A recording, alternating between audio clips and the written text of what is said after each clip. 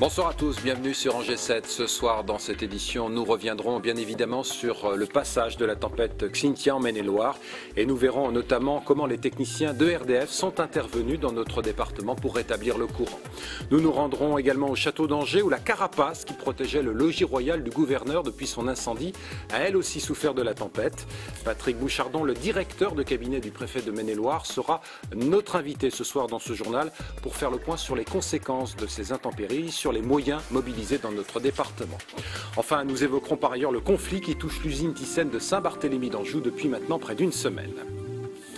Même si les conséquences sont bien évidemment beaucoup moins dramatiques qu'en Vendée ou en Charente-Maritime, le département du Maine-et-Loire n'a pas été épargné par le passage de la tempête Xynthia. Avant de dresser un premier bilan de ces intempéries avec notre invité, je vous propose tout d'abord de suivre sur le terrain les techniciens de RDF qui sont à pied d'œuvre depuis hier matin pour rétablir le courant dans divers points du département.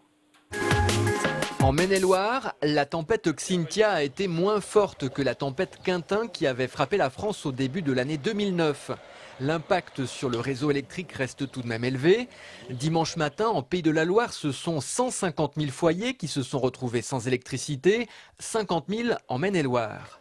Comme ici au Plessis-Gramoire, les agents de RDF continuaient ce lundi le rétablissement de lignes, souvent autour de maisons isolées.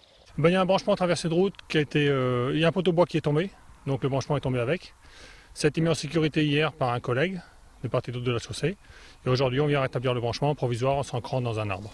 Voilà, c'est bon. Pendant toute la journée de dimanche, les agents se sont concentrés sur les grosses interventions qui concernent le secteur moyenne tension. Cela a permis de rétablir rapidement 70% des foyers. Les services météo sont de plus en plus performants et nous avons été alertés vendredi, ce qui fait que nous avons préalerté l'ensemble des équipes de cellules de crise pour dimanche, et dès hier, dimanche, nous avions 150 personnes, 130 personnes sur le terrain.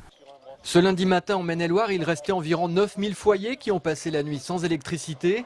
ERDF annonce que tous devraient être rétablis d'ici la fin de soirée. L'une des autres conséquences spectaculaires du passage de cette tempête, ce sont les dégâts provoqués sur la carapace qui recouvrait le logis royal du château d'Angers. Cette carapace avait été installée, je vous le rappelle, à la suite de l'incendie qui avait partiellement détruit ce bâtiment en janvier 2009. Dans la nuit de jeudi à vendredi dernier, quelques toiles s'étaient déjà détachées de cette protection, mais les dommages les plus conséquents ont bien évidemment été provoqués par le passage de la tempête dans la nuit de samedi à dimanche, comme va nous l'expliquer Antoine Lataste, l'administrateur de ce monument. Les pompiers sont intervenus dimanche matin pour couper les bâches qui risquaient de s'envoler, donc de créer des dommages éventuellement sur la 2x2 voies qui est juste sur la Maine. Donc là pour le moment, effectivement, l'ensemble de l'échafaudage est consolidé et on pense intervenir prochainement pour réaliser une nouvelle protection du logis royal. Et vous voyez que pratiquement toutes les filets de protection sur la partie verticale de l'échafaudage vont être démontés. La partie par contre supérieure qui protège de la pluie le logis royal a résisté au vent. C'est une bâche quand même beaucoup plus solide, mais elle va être aussi, elle, changée dans les prochains jours. Patrick Bouchardon, bonsoir. Bonsoir. Vous êtes le directeur de cabinet du préfet de Maine-et-Loire. Quelques mots d'abord sur le reportage que l'on vient de voir et qui concerne la carapace qui protégeait le logis royal du gouverneur. Des vérifications avaient été effectuées en toute fin de semaine dernière. Expliquez-nous ça. Oui, tout à fait. Dès que l'alerte météo avait été donnée, l'entreprise qui assure l'intervention sur le château s'était assurée que la structure tubulaire était en capacité de résister au vent qui nous était annoncé, dans le souci, comme le rappelait Antoine Lataste à l'instant, d'éviter des chutes de métaux enfin, ou d'objets sur la 2x2 voies, exactement la 2 voies qui est en contrebas. Oui, on rappelle que cette structure tubulaire est conséquente puisqu'elle pèse près de 100 tonnes.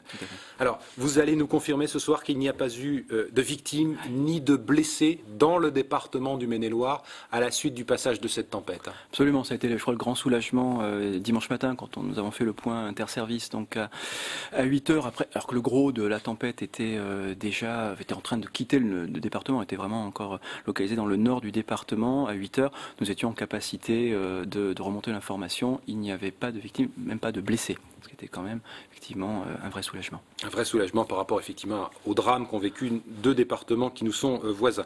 Alors, il y a quand même eu bien évidemment des dégâts, je pense en particulier au réseau électrique. On a vu il y a quelques instants les techniciens de RDF sur le terrain. Est-ce qu'on peut faire un point sur les informations qui vous ont été communiquées? C'était vers 17 h en fin d'après-midi. Tout à fait. Donc vers 17 h, il ne demeurait que, enfin si j'ose dire, il demeurait encore 5000 foyers privés d'électricité. Donc à rapprocher du chiffre de 50 000 hier matin, du chiffre même de 10 000 ce matin, donc 8 h. Donc les services de RDF continuent à travailler et sont en capacité, je pense, de pouvoir d'ici à 21 h, 22 h, qui est un peu leur limite d'intervention avec la nuit qui tombe, la nuit de plus en plus profonde, de ramener ce chiffre à autour d'1 millier de foyers. Ce qui évidemment nous préoccupe tous particulièrement, RDF et nous-mêmes, donc car ça fera la deuxième journée sans électricité. Donc un contact a été pris avec les maires des communes concernées pour vérifier, valider qu'il n'y ait pas de personnes trop vulnérables qui soient encore concernées. Alors il y a bien évidemment également le réseau téléphonique.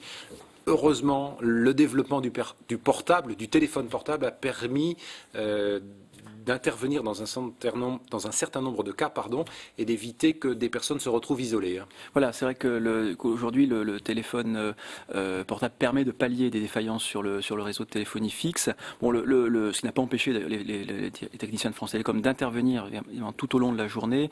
Point de situation, le plus critique était jusqu'à 1200, 1500 foyers qui ont été privés de téléphonie fixe durant plus d'une douzaine d'heures.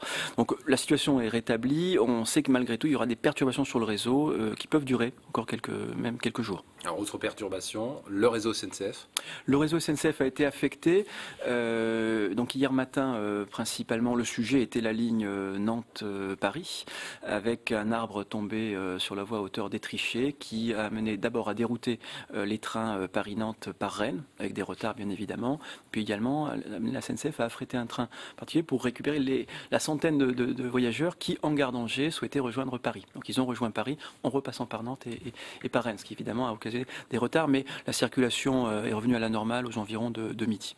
En ce qui concerne les trains à destination de Paris. Paris. En revanche, les lignes Saumur, Angers-Saumur, Angers-Saumur-Tours ont été affectées sur une grande partie de la journée. La circulation n'a été établie que tard dans la soirée hier. Bon, il nous reste 1 minute à passer ensemble, monsieur le directeur de cabinet.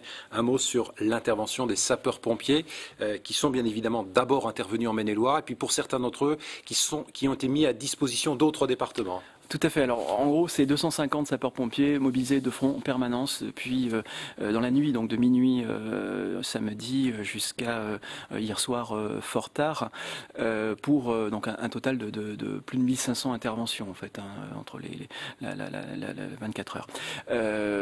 Nous avons également été amenés à projeter des troupes. Il y a des gens qui se sont rendus sur le terrain, voilà, en dehors du département, en Vendée, dès hier des plongeurs, puisqu'on le sait, ça a été le point critique, deux équipes de 3 plongeurs et une douzaine également de sapeurs-pompiers dès hier soir pour des moyens techniques d'éclairage pour permettre de poursuivre les interventions avec la nuit qui tombait. Merci en tout cas de nous avoir apporté toutes ces précisions et d'avoir été notre invité ce soir sur ce JT.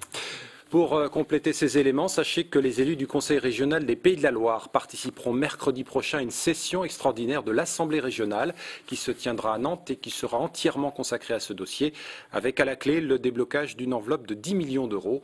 Une réunion du bureau exécutif de la région s'est d'ailleurs tenue cet après-midi. Retenez également que Jacques Oxiette, le président socialiste sortant de la région, et son principal rival, l'UMP Christophe Béchu, ont décidé de suspendre conjointement et symboliquement leur campagne respective pour la régionale pendant 48 heures en mémoire des victimes ligériennes de cette tempête. Et puis pour clore ce chapitre lié aux intempéries, notez que la navigation sur la Maine est interdite depuis ce matin. Cette mesure concerne également la Mayenne et Loudon dans le Segréen qui ont également été placés en vigilance. Le conflit est toujours dans l'impasse à l'usine Thyssen de Saint-Barthélemy d'Anjou, où la quasi-totalité des salariés de la production est en grève depuis mardi de la semaine dernière pour réclamer une augmentation mensuelle de 75 €. Ce lundi, le responsable allemand des ressources humaines de ce groupe, qui emploie plusieurs milliers de personnes à travers le monde, a pris contact avec la direction angevine du site. De leur côté, les syndicats restent ouverts au dialogue, comme ils l'ont précisé ce matin à la direction. Quand on a rencontré le responsable du site, on lui a dit, voilà, nous on est prêt à négocier, la balle est dans votre camp. Nous, ce qui nous intéresse, c'est de faire fonctionner l'outil de travail sur Angers, mais ça ne se fera pas s'il n'y a pas de négociation. Et aujourd'hui, la direction, elle veut qu'on reprenne le travail avant de négocier. Bon, ce qui est proprement inadmissible vis-à-vis par rapport aux salariés. De toute façon, les salariés sont déterminés. Je ne vois pas aujourd'hui comment ils pourraient rentrer comme ça. Allez, on change complètement de sujet et nous nous rendons à Chalonnes-sur-Loire où ce week-end s'est déroulée la 51e édition de la fête des vins d'Anjou. Les 4000 visiteurs ont pu profiter des dégustations de crus locaux, assister à l'élection de Miss Anjou, mais aussi rencontrer une personnalité de marque. L'ancien cycliste Raymond Poulidor était en effet l'invité d'honneur de ces festivités. Rencontre signée Olivier Molia.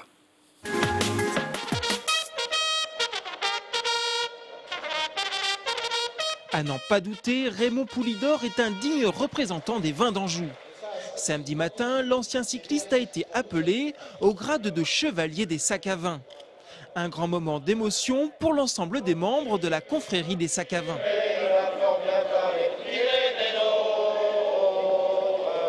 Pour moi, Raymond Poulidor, en plus, c'est ma jeunesse, vous comprenez. Et quand on était petit, on suivait ça, on marquait et tout. Et c'était tout le temps Raymond Poulidor, Raymond Poulidor. Il était aimé par les petits, comme nous, à l'époque, et il était aimé par nos parents. Donc, c'était universel. Et pour moi, c'est vraiment émouvant. La confrérie des chevaliers du sac à vin existe depuis 1904. Elle a pour mission de faire la promotion des vins d'Anjou. Raymond Poulidor, attaché aux traditions du terroir, n'a pas hésité à faire le déplacement depuis sa région du Limousin. Malheureusement, ce sont des traditions qui ont tendance à disparaître. C'est bien dommage. Heureusement qu'il y a des gens de très bonne volonté. Mais lorsque ces gens ne seront plus là, puisque c'est quand même, ils font partie des personnes, c'est une autre époque, d'un certain âge. Est-ce que la jeunesse, est-ce que la relève sera présente? Souhaitons-le, puisque ça serait dommage que ça disparaisse. Allez, on termine, si vous le voulez bien, ce JT avec ces images tournées pour nous par Alexandre Bourgois et avec ce but d'anthologie marqué vendredi soir au Stade Jean-Bouin par Anthony Modeste à la 70e minute de jeu de la rencontre contre Clermont. Une rencontre que les Angevins ont finalement gagné 2-1. C'est la fin de ce JT. On se retrouve, si vous le voulez bien, demain pour de nouvelles infos.